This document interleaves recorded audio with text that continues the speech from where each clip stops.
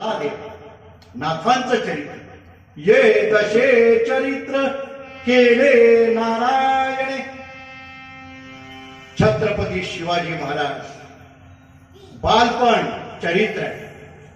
ज्या वेळा शिवनेरीवर जन्म झाला आणि शिवबाला दादाजी कोणत्या कार्यासाठी आपण जन्माला आलोय, हिंदवी स्वराज्याची स्थापना करायची.